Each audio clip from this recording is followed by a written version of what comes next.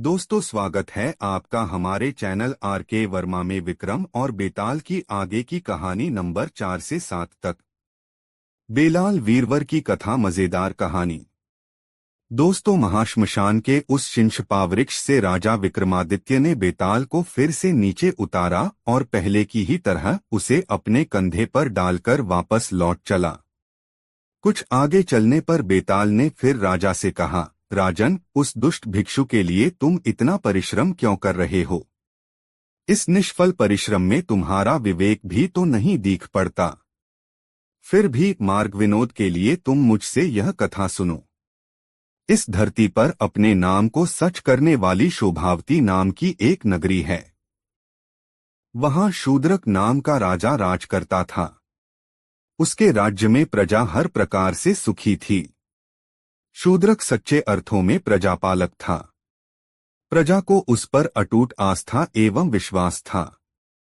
वीरों पर प्रीति रखने वाले उस राजा के पास नौकरी करने की इच्छा से एक बार मालवा से वीरवर नाम का एक ब्राह्मण आया।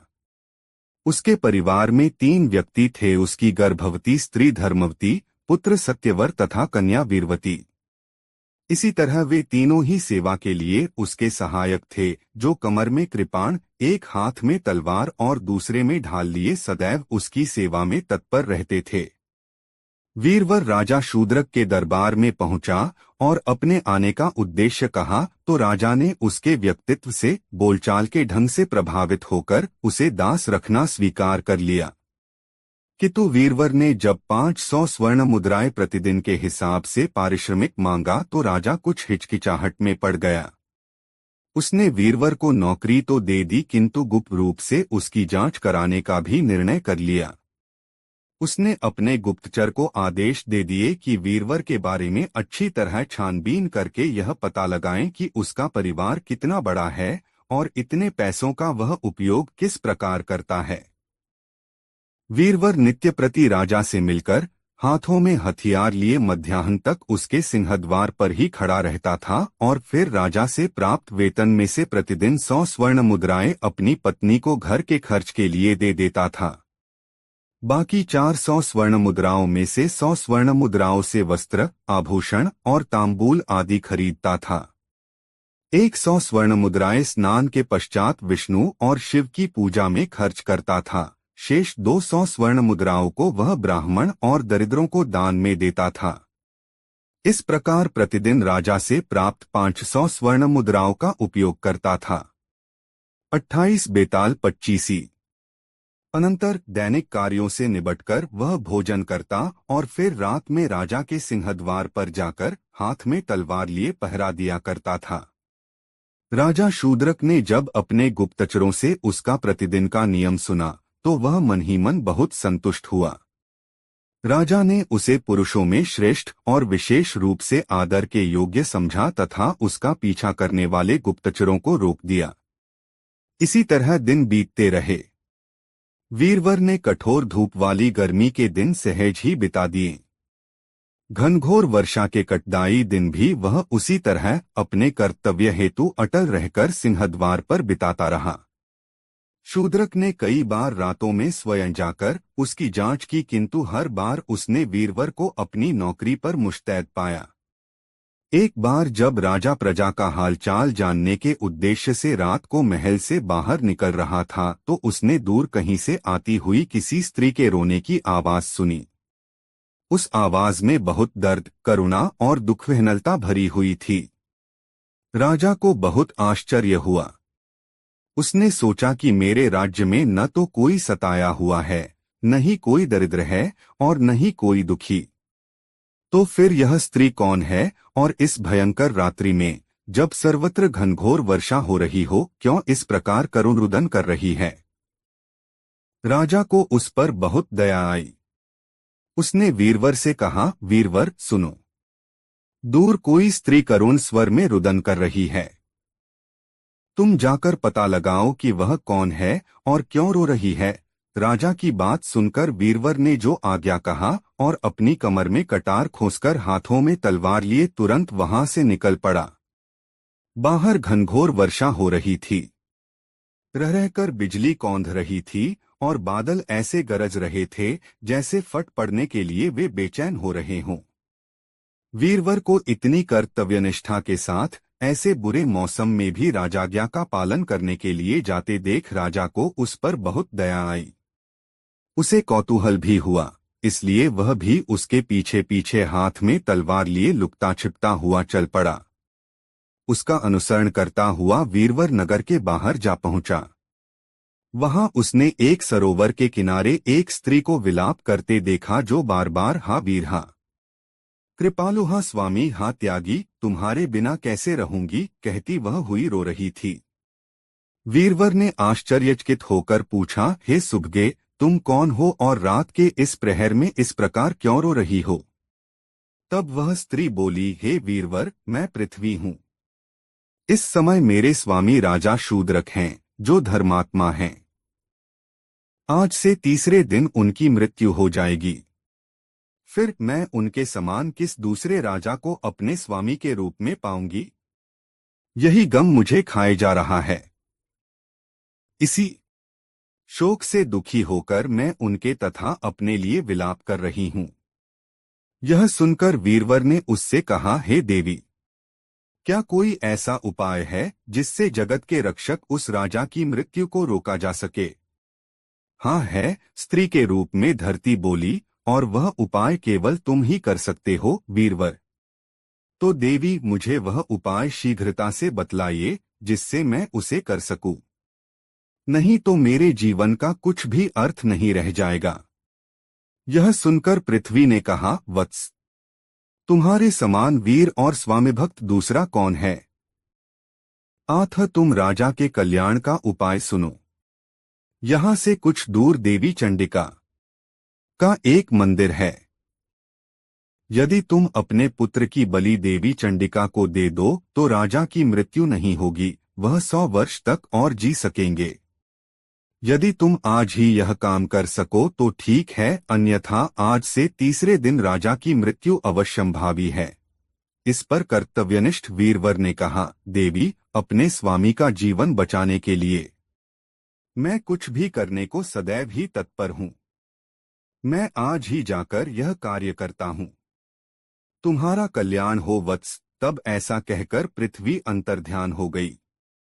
छिपकर पास ही खड़े राजा ने उन दोनों का वार्तालाप सुना और वह वीरवर आगे क्या करता है इसकी प्रतीक्षा करने लगा।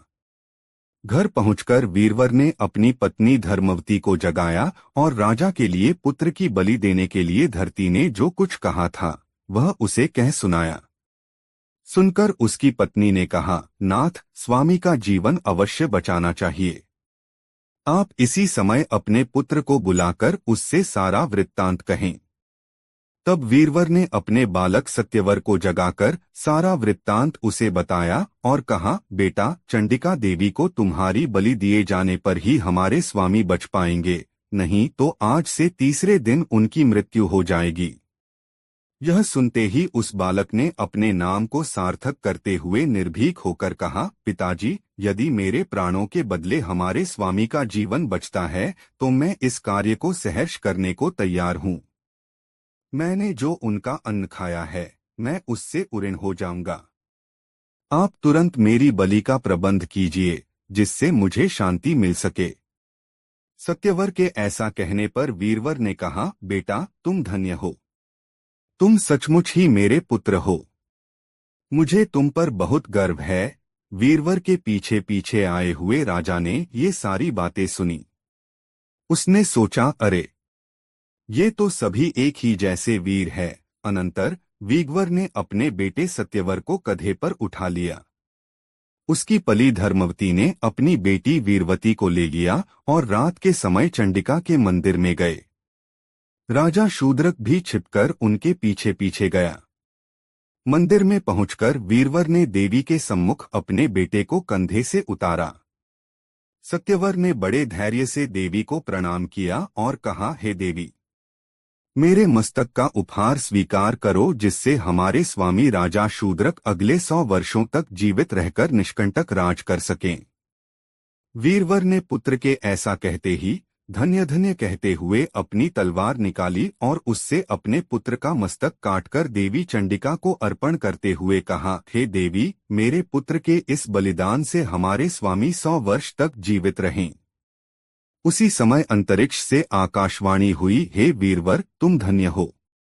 तुम्हारे समान स्वामी भक्त और कोई नहीं है जिसने अपने एकमात्र गुणी पुत्र का बलिदान देकर अपने राजा शूद्रक को जीवन दिया है। राजा शूद्रक छिपकर ये सारी बातें देख और सुन रहे थे। तभी वीरवर की कन्या वीरवती आगे बढ़ी और मरे भाई के मस्तक को आलिंगन करती हुई शोक से विह्वल बुरी तरह से रोने लगी। तदनंतर उसने भी भाई के शोक में अपने प्राण त्याग दिए। यह देखकर वीरवर की पत्नी ने कहा, हे स्वामी, राजा का कल्याण तो हो गया। अब मैं भी आपसे कुछ कहती हूँ। हमारा पुत्र चला गया, हमारी बेटी ने उसके शोक में अपने प्राण त्याग दिए, तो मैं भी अब जीकर क्या करूंगी। मुझ मूर्ख ने राजा के कल्याण के लिए पहले ही देवी को अपना मस्तक क्यों अर्पित नहीं किया। इसलिए अब मेरी आपसे यही प्रार्थना है कि मुझे भी आज्ञा दें कि मैं अपने बच्चों के शरीरों के साथ अग्नि में प्रवेश करूं। जब धर्मवती ने आग्रहपूर्वक ऐसा कहा तो वीरवर बोला, हे मनस्विनी, ठीक है, तुम ऐसा ही करो, तुम्हारा कल्याण हो।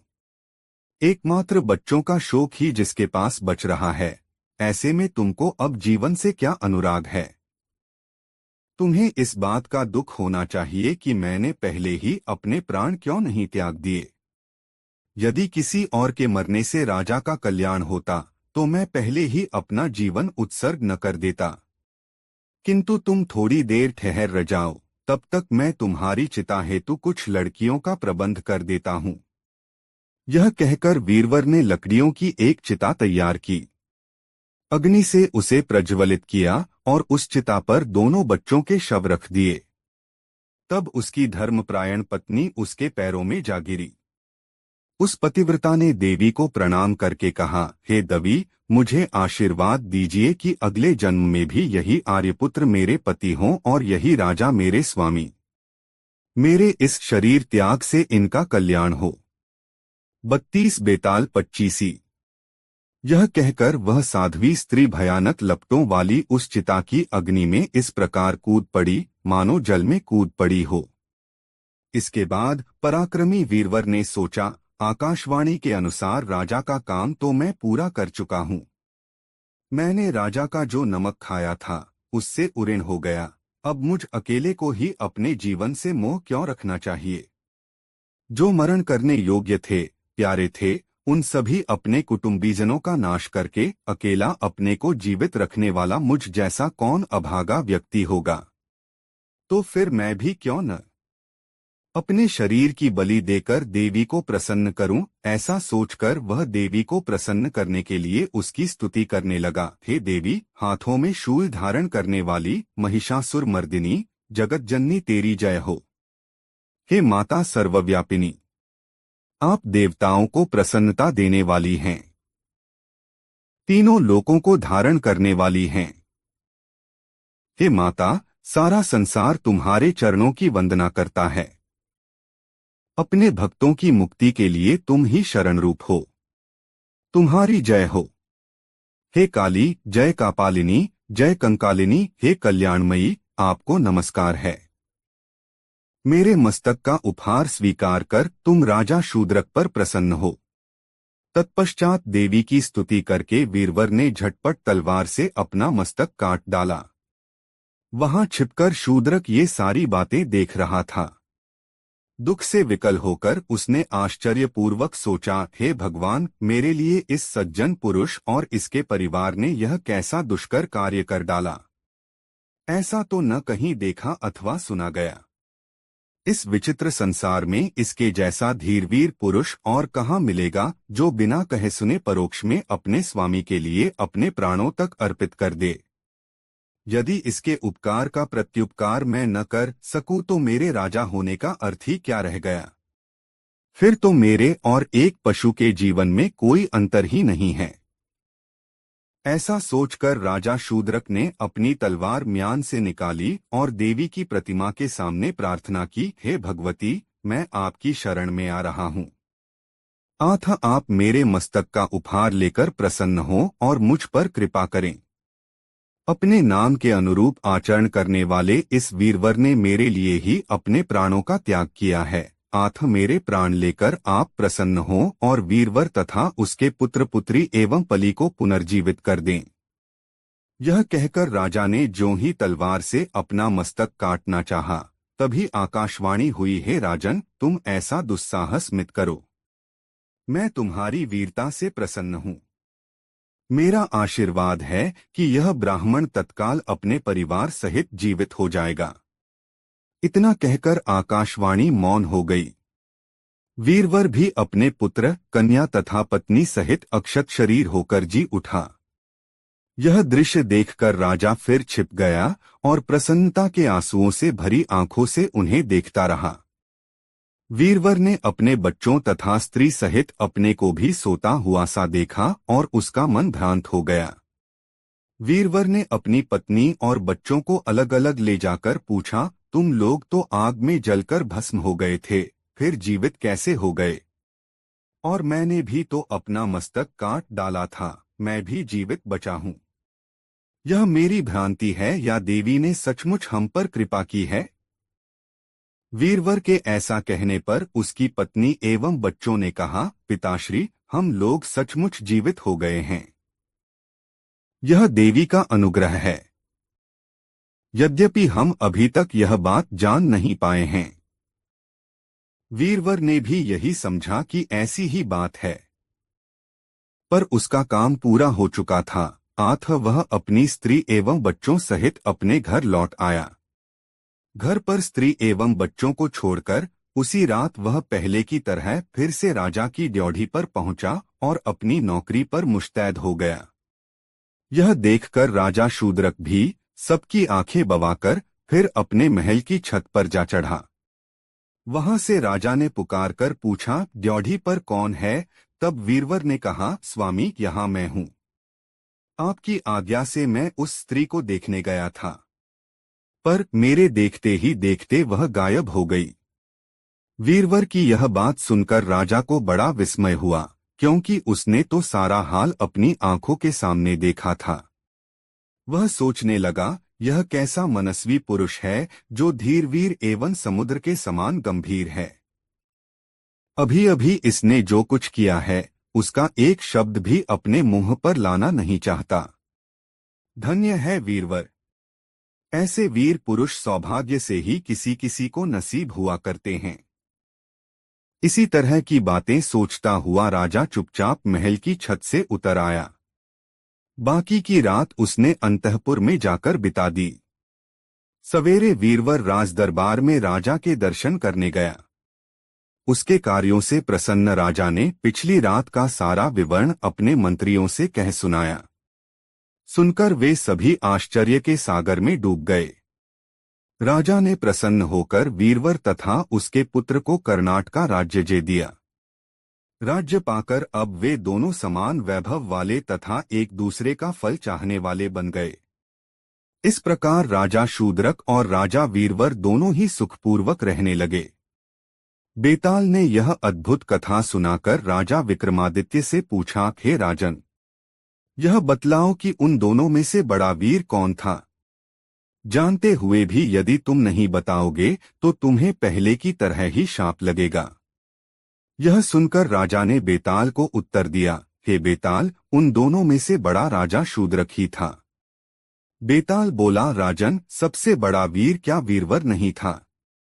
उसने तो स्वयं राजा के कल्याण हेतु अपना मस्तक तक काट डाला था। या फिर उसकी पत्नी, उसने भी तो अपना बलिदान दिया था। उसके पुत्र सत्यवर ने भी कौन सा कम वीरता का काम किया था। राजा के कल्याण हेतु उसने भी तो सहर्ष मां चंडिके को अपना मस्तक अर्पण कर दिया था। वह तो बालक होने पर भी वीरता का उत्कर्ष था। तब फिर तुम शूद्रक को सबसे बड़ा वीर किस लिए कर रहे हो? बेताल के इस कथन पर विक्रमादित्य बोला, हे बेताल, ऐसी बात नहीं है। वीरवर का जन्म ऐसे कुल में हुआ था जिसके बालक अपने प्राण, अपने स्त्री और अपने बच्चों की बलि देकर भी स्वामी की रक्षा अपना परम धर्म मानते हैं। वीरवर की पत्नी भी कुलीन वंश की थी, वह पतिव्रता थी। वह पति को ही अपना एकमात्र देवता मानती थी। पति के मार्ग पर चलने के अतिरिक्त उसका कोई दूसरा कार्य नहीं था। उनसे उत्पन्न सत्यवर भी उन्हीं के समान था। जाहिर है जैसा सूत होगा वैसा ही कपड़ा भी तैयार होगा। लेकिन जिन चाकरों से राजा लोग अपने जीवन की रक्षा करवाते हैं, राजा शूद्रक उन्हीं के लिए अपने प्राण त्यागने को उद्यत हो गया था। अतः उन सब में वही विशिष्ट था। राजा की बातें सुनकर बेताल अपनी माया के द्वारा अचानक उसके कंधे से उतरकर फिर गायब हो गया और पुनः अपने स्थान पर जा पहुंचा। राजा विक्रमादित्य भी उसे फिर से ले आने का निश्चय करके वापस शिंशपा वृक्ष की ओर चल पड़ा। दोस्तों, वीडियो को एक लाइक जरूर करें। सोमप्रभा की कथा। दोस्तों, शिंशपा वृक्ष से विक्रम ने पहले की भांति ही बेताल को नीचे उतारा और उसे कंधे पर लादकर चुपचाप आगे बढ़ चला। कुछ आगे चलने पर बेताल ने फिर मौन भंग किया। वह बोला, राजन, तुम एक कष्टकर कार्य में लगे हुए हो जिससे मुझे तुम अत्यंत प्रिय हो गए हो। अतः रास्ते में तुम्हारे श्रम को भुलाने के लिए तुम्हें मैं यह कहानी सुनाता हूँ। बहुत पहले उज्जैनी में हरिस्वामी नाम का एक सद्गुणी ब्राह्मण रहता था। वह राजा पुष्यसेन का प्रिय सेवक एवं मंत्री था। उस गृहस्थ ब्राह्मण की पत्नी भी उसी के अनुरूप थी। हरिस्वामी की 2 संतानें थीं। बड़ा देवस्वामी नाम का एक पुत्र और छोटी एक कन्या, जिसका नाम सोमप्रभा था। सोमप्रभा बहुत ही सुंदर थी और अपने रूपलावण्य के लिए प्रसिद्ध थी। जब सोमप्रभा के विवाह का समय आया तो उसने अपने पिता से कहा, पिताश्री, यदि आप मेरा विवाह करने के इच्छुक हैं तो किसी वीर, ज्ञानी अथवा अलौकिक विद्याएं जानने वाले के साथ करें, अन्यथा मैं किसी और से विवाह नहीं करूंगी। यह सुनकर हरिस्वामी उसके लिए उसकी रुचि का वर ढूंढने के लिए चिंतित रहने लगे। उसी समय राजा ने हरिस्वामी को अपना दूत बनाकर दक्षिण देश के एक राजा के साथ संधि करने के लिए भेजा, क्योंकि वह राजा युद्ध करने के लिए तैयार हो रहा था। जब उसने वहां जाकर अपना कार्य संपन्न कर लिया, तब उसके पास एक श्रेष्ठ ब्राह्मण आया। उसने हरिस्वामी की कन्या के रूप लावण्य की बात सुन रखी थी। उसने अपने लिए उसकी कन्या की मांग की। हरिस्वामी ने कहा, मेरी कन्या पति के रूप में या तो अलौकिक विद्याएं जानने वाले को या ज्ञानी अथवा वीर व्यक्ति को ही स्वीकार करेगी, अन्य किसी को नहीं। अतः आप बतलाएं कि आप इनमें से कौन हैं। इस पर उस ब्राह्मण ने कहा, हे ब्राह्मण श्रेष्ठ, मैं अलौकिक विद्याओं का ज्ञाता हूँ। हरिस्वामी ने तब उससे अपनी विद्या का कुछ चमत्कार दिखलाने को कहा। उस ब्राह्मण ने अपनी विद्या के प्रभाव से तत्काल एक आकाशगामी रथ तैयार कर दिया। फिर उस ब्राह्मण ने हरिस्वामी को अपने उस मायावी रथ में बैठाया और उसे स्वर्ग आदि लोक दिखला लाया। इसके बाद संतुष्ट हुए हरिस्वामी को वह दक्षिण देश के राजा की उस सेना के पास लौटा लाया, जहां वह अपने काम से आया था। तब हरिस्वामी ने उस अलौकिक विद्याएं जानने वाले पुरुष के साथ अपनी कन्या ब्याहने का वचन दिया एवं 7वें दिन विवाह की तिथि निश्चित कर दी। उसी समय उज्जैनी में एक दूसरे ब्राह्मण ने हरिस्वामी के पुत्र देवस्वामी के पास आकर उसकी बहन से विवाह करने की याचना की। देवस्वामी ने जब उसे अपनी बहन की शर्तें बताई तो वह ब्राह्मण अपनी विद्या का कौशल दिखाने को तत्पर हो गया और उसने अपने अस्त्र शस्त्रों के कौशल का प्रदर्शन किया। यह देख देवस्वामी ने उसी के साथ अपनी बहन का विवाह करने का निश्चय कर लिया। अपनी माता की अनुपस्थिति में उसने भी ज्योतिषियों के कथनानुसार 7वें दिन ही विवाह का निश्चय कर लिया। उसी समय एक तीसरे व्यक्ति ने भी सोमप्रभा की माता के सम्मुख स्वयं को ज्ञानी बताते हुए उसकी बेटी से विवाह करने की याचना की। उसने ज्ञानी होने का प्रमाण भी दिया, जिससे प्रभावित होकर सोमप्रभा की माता ने उससे 7वें दिन अपनी कन्या का विवाह करने का वचन दिया। अगले दिन हरिस्वामी घर लौट आया। आकर उसने अपनी पत्नी और पुत्र को बताया कि वह कन्या का विवाह निश्चित कर आया है। इस पर उन दोनों ने भी अलग अलग बतलाया कि उन्होंने क्या निश्चय किया है। उनकी बातें सुनकर हरिस्वामी चिंता में पड़ गया कि एक साथ 3 व्यक्तियों के साथ उसकी कन्या का विवाह कैसे होगा। अनंतर विवाह की निश्चित तिथि को ज्ञानी, वीर और अलौकिक विद्याएं जानने वाला ये तीनों ही वर हरिस्वामी के घर पहुंचे। इसी समय एक विचित्र बात हो गई। ब्राह्मण की कन्या सोमप्रभा, जो वधू बनने वाली थी, अचानक कहीं गायब हो गई। ढूंढने पर भी उसका कोई पता न चला। तब घबराए हुए हरिस्वामी ने ज्ञानी पुरुष से कहा, हे ज्ञानी, अब झटपट यह बताइए कि मेरी कन्या कहाँ है। यह सुनकर ज्ञानी ने अपने ज्ञान द्वारा पता करके उसे बतलाया, हे ब्राह्मण श्रेष्ठ, आपकी कन्या को धूमशिख नाम का एक राक्षस उठाकर विंध्याचल के वन में स्थित अपने घर में ले गया है। ज्ञानी द्वारा ऐसा बताए जाने पर हरिस्वामी भयभीत हो गया।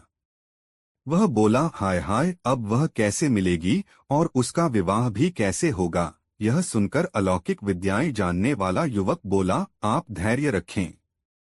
ज्ञानी के कथनानुसार वह कहाँ ले जाई गई है, मैं अभी आपको वहां ले चलता हूँ। यह कह क्षण भर में ही उसने सभी अस्त्रों से सजा एक आकाशगामी यान बनाया और उस पर हरिस्वामी, ज्ञानी तथा वीर को चढ़ाकर उन्हें विंध्याचल के उस वन में ले गया, जहां ज्ञानी ने राक्षस का भवन बताया था। यह वृत्तांत जानकर राक्षस क्रोधित हो गया और वह गर्जना करता हुआ बाहर निकल आया। 38 बेताल 25। तब हरिस्वामी के कहने पर वह वीर पुरुष आगे बढ़कर उस राक्षस से लड़ने लगा। तरह तरह के अस्त्रों से लड़ने वाले उन दोनों मनुष्य और राक्षस का युद्ध बड़ा आश्चर्यजनक हुआ। अपनी भार्या के लिए जिस तरह राम रावण से लड़े थे, वैसे ही ये दोनों भी लड़ने लगे। कुछ ही देर में उस वीर ने एक अर्धचंद्राकार बाण से युद्ध में मतवाले उस राक्षस का मस्तक काट गिराया। राक्षस के मारे जाने पर वे सभी अलौकिक विद्याएं जानने वाले ब्राह्मण के रथ से वापस लौट पड़े। हरिस्वामी के घर पहुंचकर विवाह का समय आने पर उस ज्ञानी, वीर एवं अलौकिक विद्याएं जानने वाले के बीच झगड़ा पैदा हो गया। ज्ञानी ने कहा, यदि मैं न जानता कि सोमप्रभा कहाँ छिपाकर रखी गई है, तो उसका पता कैसे चल पाता। इसलिए उसका विवाह मेरे साथ ही होना चाहिए। इस पर अलौकिक विद्याओं के ज्ञाता ने कहा, यदि मैं आकाशगामी रथ न बनाता तो पल भर में वहां आना जाना कैसे हो पाता। रथ पर बैठे राक्षस के साथ बिना रथ के युद्ध भी कैसे संभव होता। इसलिए यह कन्या मुझे ही मिलनी चाहिए। यह विवाह मैंने जीता है। तब उस वीर ने भी अपना पक्ष उनके सामने रखा। वह बोला, यदि मैंने अपनी शक्ति से उस राक्षस का संहार न किया होता तो आप लोगों के प्रयल करने पर भो इस कन्या को कैसे वापस लाया जा सकता था। इसलिए इन कन्या पर तो मेरा ही अधिकार बनता है। यह कन्या मुझे ही मिलनी चाहिए। इस प्रकार उन तीनों का झगड़ा सुनकर हरिस्वामी का मन उद्घांत हो गया और वह अपना सिर पकड़कर बैठ गया। इतनी कथा सुनाकर बेताल ने विक्रम से पूछा, राजन, अब तुम ही बताओ कि वह कन्या किसको मिलनी चाहिए, ज्ञानी को, वीर को अथवा अलौकिक विद्याएं जानने वाले उस व्यक्ति को। सब कुछ जानते हुए भी यदि तुम इसका उत्तर नहीं दोगे तो तुम्हारा सिर फटकर कई टुकड़ों में बंट जाएगा। बेताल की यह कथा सुनकर अपना मौन तोड़ते हुए विक्रम बोला, बेताल, वह कन्या उस वीर को ही मिलनी चाहिए, क्योंकि उसी ने उद्यम करके अपने बाहुबल द्वारा उस राक्षस को युद्ध में मारा और उस कन्या को अर्जित किया था। विधाता ने ज्ञानी और अलौकिक विद्याएं जानने वाले को तो उसका काम करने के लिए माध्यम मात्र बनाया था। तुमने ठीक उत्तर दिया राजन। बेताल तत्काल बोल उठा, पर तुम अपनी शर्त भूल गए। तुमने मौन भंग किया और शर्त के अनुसार मैं फिर स्वतंत्र हो गया। यह कहकर बेताल राजा के कंधे से उतरकर वापस उसी शिंशपा वृक्ष की ओर उड़ गया। दोस्तों, कहानी कैसी लगी कमेंट में जरूर बताएं। रजक कन्या की कथा। दोस्तों, राजा विक्रमादित्य ने पुनः उस शिशपा वृक्ष से बेताल को उतारा और मौन भाव से उसे कंधे पर डालकर अपने गंतव्य की ओर चल पड़ा। मार्ग में फिर बेताल ने मौन भंग करके कहा, राजन, तुम वीर हो, बुद्धिमान हो, इसीलिए मेरे प्रिय हो। अतएव मैं तुम्हें एक मनोरंजक कथा सुनाता हूँ। इससे तुम्हारा ज्ञानवर्धन तो होगा ही, रास्ते के भय से भी तुम्हें मुक्ति मिलेगी। बेताल ने कथा आरंभ की। शोभावती नामक एक नगरी में एक राजा राज करता था। उसका नाम था शकेतु। राज्य की उस राजधानी में देवी गौरी का एक उत्तम मंदिर था। मंदिर से दक्षिण में गौरी तीर्थ नाम का एक सरोवर था। वहां प्रतिवर्ष आषाढ़ शुक्ल चतुर्दशी को एक मेला लगता था। भिन्न भिन्न दिशाओं से बड़े बड़े लोग वहां स्नान करने आया करते थे। एक बार उक्त तिथि को ब्रह्मस्थल नाम के एक गांव का धवल नामक एक युवक धोबी वहां स्नान करने आया। उस तीर्थ में स्नान करने हेतु आई हुई शुद्धपट की पुत्री मदन सुंदरी को उसने देखा और उसके रूप सौंदर्य पर मोहित हो गया। घर लौटकर वह बेचैन रहने लगा। उसने खाना पीना भी छोड़ दिया। उसकी मां ने उसके बेचैन रहने का कारण पूछा तो धवल ने अपने मन की बात अपनी मां को बताई। उसकी मां ने अपने पति को जाकर सारी बातें बताई तो उसके पिता ने कहा, बेटा, जिसके मिलने में कोई कठिनाई नहीं है, उसके लिए तुम इस प्रकार शोक क्यों कर रहे हो? मेरे मांगने पर शुद्धपट तुमको अपनी कन्या दे देगा, क्योंकि कुल में, धन में और कर्म में हम उसके समान ही हैं। मैं उसे जानता हूँ, वह भी मुझे जानता है, इसलिए यह कार्य मेरे लिए दुष्कर नहीं है। इस तरह बेटे को समझा बुझाकर उसने उसे खाने पीने के लिए राजी कर लिया। दूसरे दिन उसका पिता विमल उसे लेकर शुद्धपट के पास पहुंचा। वहां जाकर उसने अपने बेटे के लिए उसकी कन्या मांगी। उसके पिता ने आदरपूर्वक इसके लिए वचन दिया। अगले दिन विवाह का लग्न निश्चित करके उसने अपनी कन्या का विवाह धवल के साथ कर दिया। देखते ही जिस पर वह आसक्त हो गया था, ऐसी सुंदरी से विवाह करके सफल मनोरथ होकर धवल उस स्त्री सहित पिता के घर लौट आया। उन दोनों को सुखपूर्वक रहते हुए जब कुछ समय बीत गया, तब धवल का साला अर्थात मदन सुंदरी का भाई वहां आया। सभी संबंधियों ने उसका आदर सत्कार किया।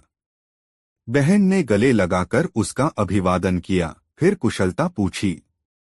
तत्पश्चात कुछ देर विश्राम कर लेने के बाद उसके भाई ने उन लोगों से कहा, पिताजी ने मुझे मदन सुंदरी और मेरे बहनोई को निमंत्रित करने के लिए यहाँ भेजा है, क्योंकि वहाँ देवी पूजन का उत्सव है।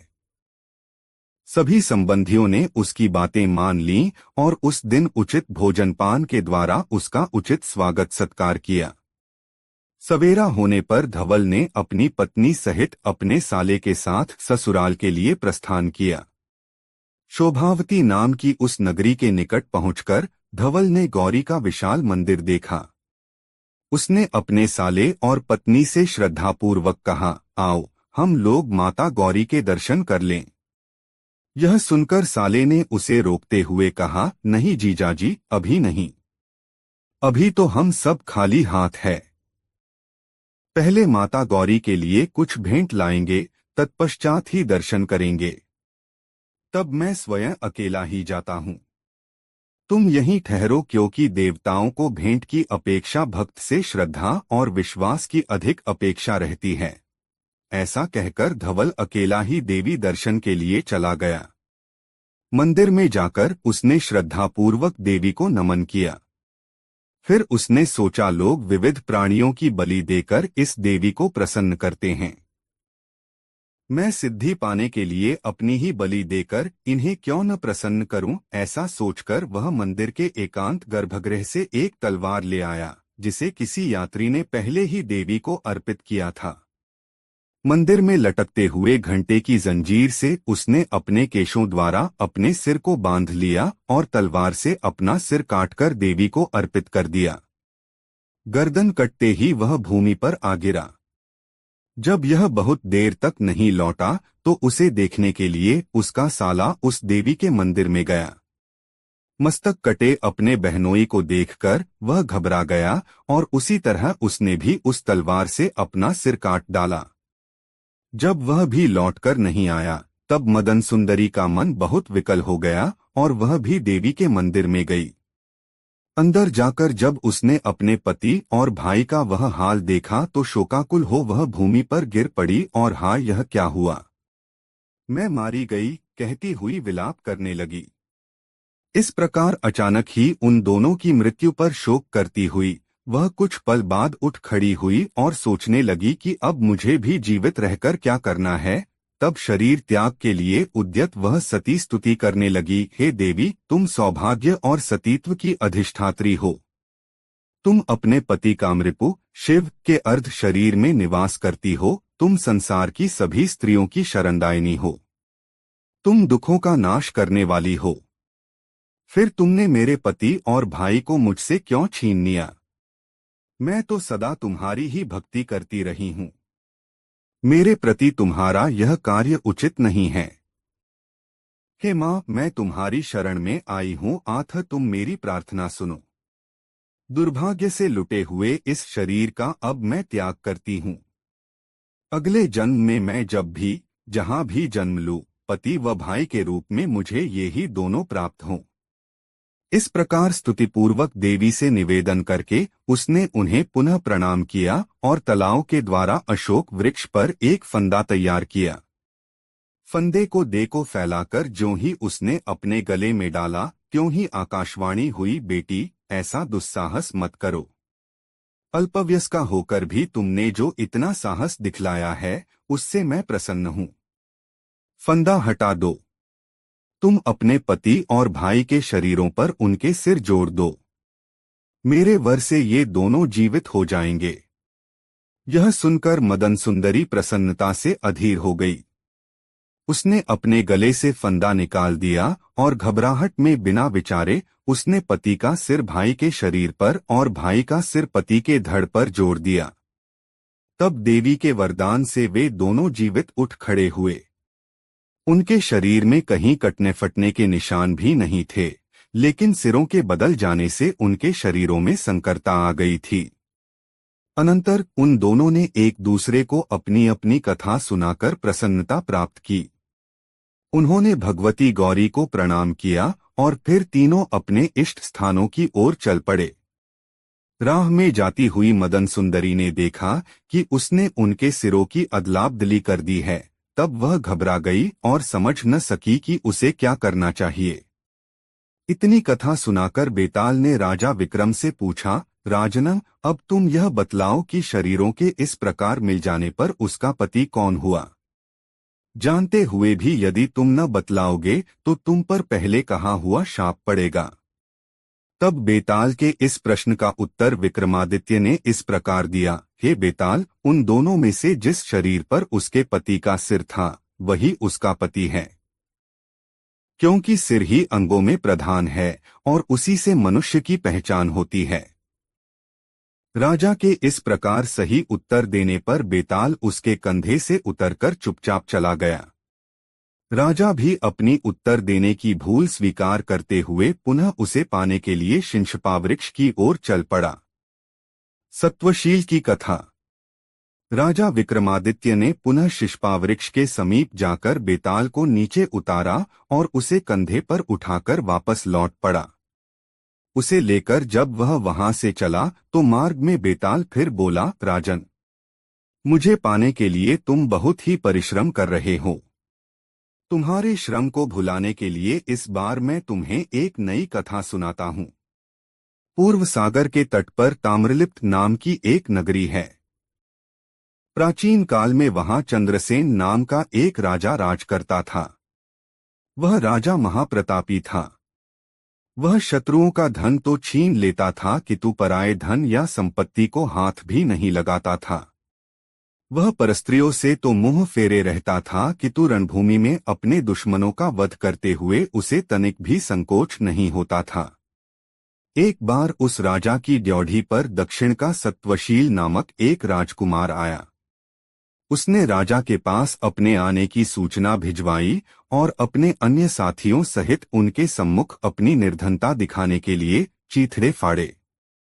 वह वहां प्रत्याशी बनकर अनेक वर्षों तक राजा की सेवा करता रहा, किंतु राजा से कोई पुरस्कार न पा सका। तब उसने सोचा, राजकुल में जन्म पाने के बाद भी मैं इतना दरिद्र क्यों हूं? और दरिद्र होने पर भी मेरे मन में विधाता ने इतनी महत्वाकांक्षा क्यों दी है? मैं अपने साथियों के साथ इस प्रकार राजा की सेवा कर रहा हूं और भूख से कष्ट पा रहा हूं, फिर भी राजा ने हमारी ओर आंख उठाकर भी नहीं देखा। सत्वशील यह बातें सोच ही रहा था कि एक दिन राजा आखेट को निकला। घोड़ों और पैदल चलने वालों के साथ वह भी राजा के साथ वन में गया। आखेट करते हुए राजा ने उस वन में एक विशाल मतवाले सुअर का दूर से पीछा किया। उसका पीछा करता हुआ वह बहुत दूर एक दूसरे वन में जा पहुंचा। वहां घासपात से ढके मैदान में सुअर गायब हो गया और थके हुए राजा को उस महावन में दिशाभ्रम हो गया। हवा से बातें करने वाले घोड़े पर सवार राजा के पीछे पीछे भूख और प्यास से व्याकुल सत्वशील उसे खोजता हुआ पैदल ही किसी प्रकार उसके पास पहुंचा। उसे ऐसी बुरी हालत में देखकर राजा ने स्नेहपूर्वक पूछा, सत्वशील, क्या तुम वह मार्ग जानते हो जिससे हम यहाँ आए थे?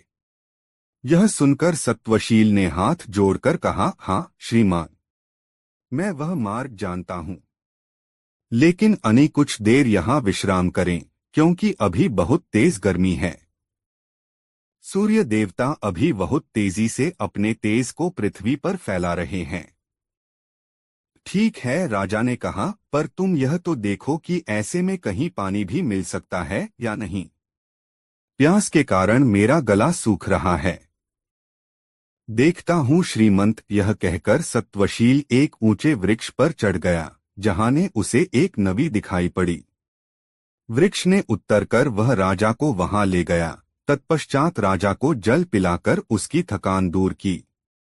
राजा के पानी पी लेने के पश्चात उसने अपने कपड़े की खूंट से कुछ नधुर आंवले निकाले और उन्हें धोकर राजा के समक्ष पेश किया। जब राजा ने उससे यह पूछा कि यह कहाँ से लाए, तब वह अंजलि में आंवले लिए हुए घुटनों के बल बैठ गया और राजा से बोला, हे स्वामी, मैं पिछले 10 वर्षों से इन आंवलों पर ही निर्वाह करता हुआ बौद्ध मुनि का व्रत धारण करके आपकी आराधना कर रहा हूँ। इसमें संदेह नहीं कि सच्चे अर्थों में तुम्हारा मन सत्वशील है। ऐसा कहकर कृपावश उस राजा ने सोचा, उन राजाओं को धिक्कार है जो सेवकों का दुख नहीं जानते, और उनके मंत्रियों को भी धिक्कार है जो अपनी वैसी स्थिति राजा को नहीं बतलाते। यह सोचकर सत्वशील के बहुत कहने सुनने पर राजा ने उसके हाथ से 2 आंवले लेकर खाए और जल पिया। अनंतर सत्वशील ने भी जल पिया और राजा के साथ वहां कुछ देर विश्राम किया। बाद में सत्वशील ने घोड़े पर जीन कसी और उस पर राजा को सवार कराया। वह स्वयं राह दिखाता हुआ आगे आगे चला। राजा के बहुत कहने पर भी वह उसके घोड़े पर पीछे नहीं बैठा। रास्ते में राजा के बिछुड़े हुए सैनिक भी मिल गए और सबको साथ लेकर वे राजधानी लौट आए। राजधानी में पहुंचकर राजा ने उसकी स्वामी भक्ति का वृत्तांत सबको सुनाया, लेकिन उसे भरपूर धन और धरती देकर भी अपने को उऋण नहीं माना। इस तरह सत्वशील कृतार्थ हुआ। प्रत्याशी का रूप छोड़कर राजा चंद्रसेन के निकट रहने लगा। एक बार राजा ने उसे अपने लिए सिंहल नरेश की कन्या मांगने हेतु सिंहल द्वीप भेजा। समुद्र मार्ग से जाने के लिए सत्वशील ने अपने अभीष्ट देवता का पूजन किया और राजा की आज्ञा से ब्राह्मणों सहित जहाज पर सवार हुआ। जहाज जब आधे रास्ते में पहुंचा, तभी अचानक एक आश्चर्य हुआ। उस समुद्र के भीतर से एक ध्वज ऊपर उठा। वह ध्वज उत्तरोत्तर ऊपर उठता गया और उसकी ऊंचाई बहुत अधिक हो गई। उस ध्वज का दंड सोने से बना हुआ था और उस पर रंग बिरंगी पताकाएं फहरा रही थीं। अचानक उसी समय आकाश में घटाएं घिर आई, मूसलाधार वर्षा होने लगी और हवा की गति तीव्र हो उठी। जिस प्रकार हाथी को बलपूर्वक खींचा जाता है, उसी प्रकार वर्षा और वायु के द्वारा खिंचकर सत्वशील का जहाज उस ध्वज स्तंभ से जा बंधा। उस जहाज पर जो ब्राह्मण थे, वे भयभीत होकर अपने राजा चंद्रसेन को पुकारते हुए चिल्लाने लगे, हे राजन, हमें बचा लो, यह क्या अनर्थ हो रहा है। जब उनका रोना चिल्लाना सत्वशील से न सुना गया, तो वह स्वामिभक्त हाथ में तलवार लेकर अपने वस्त्र समेटकर ध्वज के निकट समुद्र में कूद पड़ा। वास्तविक कारण न जानने पर भी उसने समुद्र के इस उपद्रव का प्रतिकार करने के लिए अपने प्राणों की बाजी लगा दी। सत्वशील जब समुद्र में कूदा, तब वायु के प्रचंड झोंकों और समुद्र की लहरों ने उसके जहाज को दूर फेंक दिया। जहाज खंड खंड हो गया और उसमें बैठे लोग समुद्री जलचरों का भोजन बन गए। सत्वशील ने समुद्र में डुबकी लगाने के बाद जब चारों तरफ देखा तो वहां समुद्र के बदले उसे एक सुंदर नगरी दिखाई पड़ी। उस नगरी में मणियों के खंभों वाले चमकते स्वर्ण भवन थे, उत्तम रत्नजड़ित गलियां थीं और शोभा से परिपूर्ण अनेक उद्यान थे। वहां उसने मेरु पर्वत के समान ऊंचा कात्यायनी देवी का मंदिर देखा, जिसकी दीवारें अनेक प्रकार की मणियों से बनी थीं और जिसके ध्वज पर अनेक वर्षों के रल टंके थे। वहां देवी को प्रणाम करके स्तुतिपूर्वक उनका पूजन करके वह यह सोचता हुआ कि यह कैसा इंद्रजाल है, देवी के सम्मुख बैठ गया। इसी समय किवाड़ खोलकर देवी के आगे वाले प्रभामंडल से अचानक ही एक अलौकिक कन्या निकल आई। उसकी आंखें इंदिवर के समान थीं और शरीर खिले हुए कमल जैसा हंसी फूलों की तरह थी और शरीर के अंग कमलनाल के समान कोमल थे। वह किसी चलती फिरती खिली कमलिनी के समान थी। अपनी सखियों से घिरी वह कन्या देवी मंदिर के प्रकोष्ठ से बाहर निकल आई, किंतु सत्वशील के हृदय से किसी भी तरह न निकल सकी। वह फिर उस प्रभामंडल के भीतर चली गई और सत्वशील भी उसी के पीछे पीछे चल पड़ा। प्रभामंडल में प्रवेश करके सत्वशील ने देवताओं के योग्य एक दूसरा नगर देखा। वह नगर मानो समस्त भोग संपदाओं के मिलनोद्यान के समान था। वहां उसने उस कन्या को एक मणिपर्यक पर बैठे देखा। सत्वशील भी आगे बढ़कर उसके समीप ही बैठ गया। चित्रलिखित सा सत्वशील टकटकी लगाकर उस कन्या की ओर देखने लगा। उसके अंग कांप रहे थे और शरीर रोमांचित हो रहा था, जिससे आलिंगन की उत्कंठा प्रकट होती थी। सत्वशील को इस प्रकार कामातुर देखकर कन्या ने अपनी सखियों की ओर देखा। उसका इशारा समझकर सखी गेली, आप यहाँ हमारे अतिथि हैं, श्रीमंत, आथ हमारी स्वामिनी का आतिथ्य ग्रहण कीजिए। उठिए, चलकर स्नान करके उसके बाद भोजन कीजिए। यह सुनकर सत्वशील को कुछ आशा बधी और वह नहाने के लिए उस कन्या की सखी के साथ एक सरोवर की ओर चल पड़ा, जो वहीं निकट ही था। सत्वशील ने सरोवर में डुबकी लगाई, लेकिन जब वह ऊपर आया तो वहां का सारा दृश्य ही बदला हुआ नजर आया। वह कन्या और उसकी सखियां गायब हो चुकी थीं और वह स्वयं भी ताम्रलिप्त नगर में राजा चंद्रसेन के उद्यान के एक तालाब में आ पहुंचा था। यह देखकर मत्वशील को बड़ा आश्चर्य हुआ।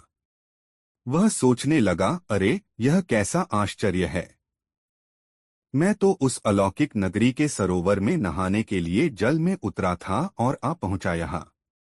वह कन्या और उसकी सखियां भी गायब है, तो उस कन्या ने मुझे मूर्ख बनाया है। यह सोचता हुआ वह उस उद्यान में घूमने और विलाप करने लगा। कन्या से मिलने की इच्छा में उसकी दशा पागलों जैसी हो गई। उस उद्यान के माली ने उसे ऐसी हालत में देखा तो उसने तुरंत राजा चंद्रसेन को सूचना पहुंचाई। इस पर राजा चंद्रसेन स्वयं ही सत्वशील को देखने अपने उद्यान में पहुंचा। राजा चंद्रसेन ने उसे सांत्वना दी और पूछा, मित्र, तुम्हें यह पागलपन कैसे हो गया? मुझे बताओ मित्र, शायद मैं कुछ तुम्हारी सहायता कर सकूं। सांत्वना भरे शब्द सुनकर सत्वशील के हृदय को थोड़ा धैर्य सा मिला। तब उसने अपने साथ जो कुछ भी घटा था सब सिलसिलेवार राजा चंद्रसेन से कह सुनाया। सुनकर राजा ने कहा, तुम व्यर्थ का शोक मत करो मित्र। मैं तुम्हें उसी मार्ग से ले जाकर तुम्हारी प्रिया उस असुर कन्या के पास पहुंचा दूंगा। अगले दिन मंत्री को राज्यभार सौंपकर और एक जहाज पर सवार होकर राजा चंद्रसेन सत्वशील के साथ चल पड़ा। बीच समुद्र में पहुंचकर सत्वशील ने पहले की ही तरह पताका के साथ ध्वज को उठता देखकर राजा से कहा, यही वह दिव्य प्रभाव वाला महाध्वज है। ध्वज के पास जब मैं कूद पड़ूं तब आप भी कूद जाएगा। तब वे दोनों ध्वज के निकट पहुंचे और जब ध्वज डूबने लगा तब बीच में ही सत्वशील समुद्र में कूदा। डुबकी लगाने के बाद वे दोनों उसी दिव्य नगर में जा पहुंचे। वहां राजा ने आश्चर्यपूर्वक देखते हुए देवी पार्वती को प्रणाम किया और सत्वशील के साथ वहीं बैठ गया। उसी समय उस प्रभामंडल से अपनी सखियों सहित वह कन्या बाहर निकल आई, जिसे देखकर सत्वशील ने बताया, राजन, यही है वह सुंदरी जिससे मैं प्रेम करने लगा हूँ। उस कन्या ने भी राजा को देख लिया था। वह कन्या जब कात्यायनी देवी के मंदिर में पूजन करने चली गई तो राजा चंद्रसेन सत्वशील को साथ लेकर उद्यान में चला गया। कन्या जब पूजन समाप्त करके मंदिर से बाहर निकली तो उसने अपनी सखी से कहा, सखी, जरा जाकर देखो तो मैंने जिन महापुरुष को यहाँ देखा था वे कहाँ हैं। मुझे वह कोई श्रेष्ठ व पूज्य पुरुष महसूस हुए थे। अतः उनसे प्रार्थना करो कि वे यहाँ पधारें और हमारा आतिथ्य स्वीकार करें। सखी जब राजा चंद्रसेन और सत्वशील के पास पहुंची और उन्हें कन्या का संदेश सुनाया तो चंद्रसेन ने उपेक्षा से कहा, हमारा इतना ही आतिथ्य बहुत है, अधिक की कोई आवश्यकता नहीं है। कन्या की सखी ने लौटकर जब यही बात उसे बताई तो वह असुर कन्या उससे मिलने को और भी व्यग्र हो गई। इस बार वह स्वयं उन दोनों के पास पहुंची और उनसे आतिथ्य ग्रहण करने का निवेदन किया। इस पर राजा चंद्रसेन ने सत्वशील की ओर संकेत करते हुए उस कन्या से कहा, मैं इनके कहने के अनुसार देवी का दर्शन करने के लिए ध्वजमार्ग से यहाँ आया था। मैंने माता कात्यायनी के परम अद्भुत मंदिर और उसके बाद तुमको भी देखा। उसके बाद हमें और किस आतिथ्य की आवश्यकता है। यह सुनकर वह कन्या बोली, तब आप लोग त्रिलोक में अद्भुत मेरे दूसरे नगर को देखने के लिए कौतूहल से ही मेरे साथ चलिए। उस कन्या के ऐसा कहने पर राजा चंद्रसेन ने हंसकर कहा, इस सत्वशील ने मुझे उसके बारे में भी बतलाया है। वहां पर स्नान करने के लिए एक सरोवर भी है। तब उस कन्या ने कहा, देव, आप ऐसी बात न कहें, मैं यूं ही धोखा देने वाली नहीं हूँ। तब फिर आप जैसे पूज्य को कैसे धोखा दे सकती हूँ। मैं आप लोगों की वीरता के उत्कर्ष से आपकी अनुचरी हो गई हूँ। अतः आपको इस प्रकार मेरी प्रार्थना अस्वीकार नहीं करनी चाहिए। असुर कन्या का ऐसा आग्रह सुनकर राजा चंद्रसेन मान गया और वह सत्वशील सहित प्रभामंडल के निकट जा पहुंचा। वह कन्या उन्हें किसी प्रकार खुले दरवाजे से अंदर ले गई, जहां उन्होंने उसके दूसरे अलौकिक नगर को देखा। वह सचमुच एक विलक्षण नगर था। वहां सभी वस्तुएं सदा वर्तमान रहती थीं। वृक्षों में फूल और फल बने रहते थे और वह समूची नगरी रत्न तथा सुवर्ण से बनी हुई थी। उस नगरी की भव्यता ऐसी थी जैसे वे दोनों सुमेरु पर्वत पर आ पहुंचे हों। असुर कन्या ने एक सुंदर कक्ष में उन्हें ले जाकर बहुमूल्य रत्न जड़ित सिंहासन पर बैठाया और अनेक प्रकार से उनका आतिथ्य सत्कार करके अपना परिचय दिया। मैं असुरराज कालनेमी की कन्या हूँ। मेरे पिताजी की मृत्यु चक्रधारी विष्णु के चक्र से हुई थी। यहाँ जरा, वृद्धापन और मृत्यु की बाधा नहीं होती और सभी मनोकामनाएं स्वतः ही पूरी हो जाती है। फिर उसने राजा चंद्रसेन से प्रार्थना की, अब आप ही मेरे पिता हैं और इन दोनों नगरों के साथ मैं आपके अधीन हूँ।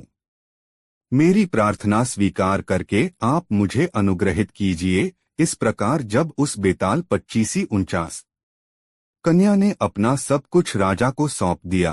तब वह कन्या से बोला, बेटी, यदि ऐसी ही बात है तो मैं तुम्हें इस सत्वशील के साथ विवाह बंधन में बांधता हूँ। यह वीर है, धीर है और दोष रहित है। अब यह मेरा मित्र भी है और संबंधी भी। राजा के इस आग्रह को असुर कन्या ने तत्काल स्वीकार कर लिया और सत्वशील के साथ विवाह रचा लिया। सत्वशील के मन की साध पूरी हो गई और उसने राजा चंद्रसेन का बहुत बहुत आभार माना। विदाई के समय राजा चंद्रसेन ने सत्वशील से कहा, मित्र, तुम्हारे मैंने 2 आंवले खाए थे। उनमें से एक का ऋण तो मैंने चुका दिया है, एक का ऋण मुझ पर अभी बाकी है। फिर उसने असुर कन्या से कहा, बेटी, मुझे मार्ग दिखलाओ, क्योंकि अब मैं अपने नगर को लौट जाना चाहता हूँ। राजा के ऐसा कहने पर उस असुर कन्या ने उन्हें अपराजित नाम का खड्ग और खाने के लिए एक ऐसा फल दिया जिससे न तो राजा पर कभी बुढ़ापा आए और न ही उसे मृत्यु का भय सताए। फिर उन दोनों चीजों को लेकर असुर कन्या द्वारा बतलाए सरोवर में डुबकी लगाकर राजा वापस अपने देश जा पहुंचा। सत्वशील भी सुखपूर्वक उस असुर कन्या के साथ दोनों नगरों पर शासन करने लगा। यह कथा सुनाकर बेताल ने विक्रमादित्य से पूछा, राजन, अब तुम मुझे यह बतलाओ कि समुद्र में डुबकी लगाने का उन दोनों में से किसने अधिक साहस दिखाया। जानते हुए भी यदि तुम इस प्रश्न का उत्तर न दोगे तो तुम्हारे सिर के कई टुकड़े हो जाएंगे। तब बेताल के प्रश्न का उत्तर राजा ने इस प्रकार दिया, हे बेताल, उन दोनों में मुझे सत्वशील की अधिक साहसी लगा, क्योंकि वह वस्तुस्थिति को न जानते हुए बिना किसी आशा के समुद्र में कूदा था, जबकि राजा चंद्रसेन को सभी बातें पहले से ही मालूम थीं और वह विश्वास के साथ समुद्र में कूदा था। वह असुर कन्या को भी नहीं जानता था, क्योंकि वह जानता था कि इच्छा होने पर भी वह उसे पा नहीं सकेगा। तुमने सही उत्तर दिया राजन, किंतु मेरे प्रश्न का उत्तर देने में तुमने अपना मौन भंग कर दिया, इसलिए मैं चला। यह कहकर बेताल विक्रमादित्य के कंधे से खिसककर पुनः उसी वृक्ष की ओर उड़ गया। राजा भी उसी प्रकार फिर से उसे लाने के लिए तेजी से लौट पड़ा। दोस्तों, वीडियो को एक लाइक जरूर करें और कमेंट में बताएं कहानी कैसी लगी। दोस्तों, ऐसी और कहानी सुनने के लिए हमारे चैनल आरके वर्मा को सब्सक्राइब जरूर करें। यह वीडियो अपने मित्रों को जरूर शेयर करें। वीडियो देखने के लिए बहुत बहुत धन्यवाद।